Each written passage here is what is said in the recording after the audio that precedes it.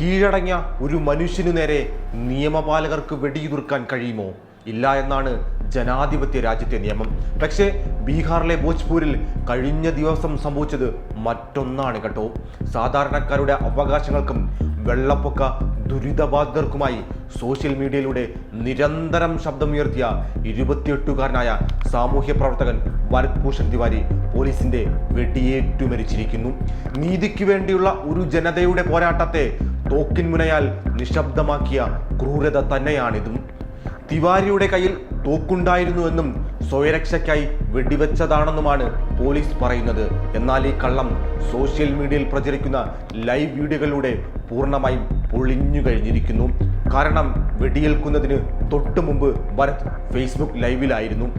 ആ ലൈവിൽ പോലീസ് തനിക്ക് ജീവഹാനി ഉണ്ടാകില്ലെന്ന് ഉറപ്പു നൽകിയിരുന്നു. അത് വിശ്വസിച്ച് കയ്യിലുണ്ടായിരുന്ന ആയുധം ദൂരേക്കെറിഞ്ഞ് പൂർണ്ണമായി കീഴടങ്ങിയ ഒരു യുവാവിനെയാണ് പോലീസ് ക്രൂരമായി വെടിവെച്ചിട്ടത്.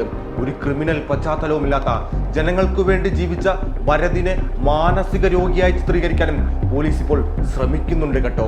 ആയുധമില്ലാത്ത കീഴടങ്ങിയ ഒരു മനുഷ്യനെ വെടിവെച്ച് കൊല്ലാൻ പോലീസിന് ആരാണ് അധികാരം നൽകിയത്?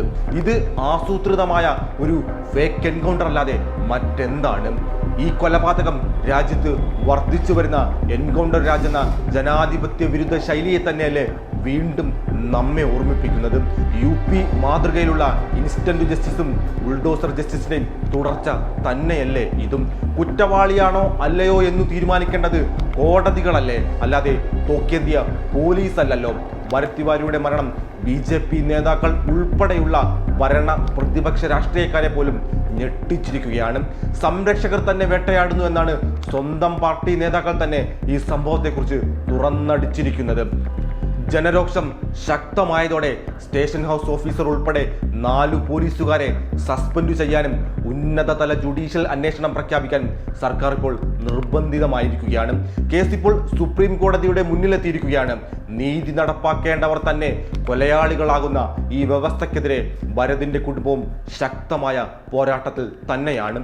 ഒരു ജനാധിപത്യ രാജ്യത്ത് നിയമം കയ്യിലെടുക്കാൻ പോലീസിനെ നാം ഒരു കാരണവശാലും അനുവദിച്ചൂടാ.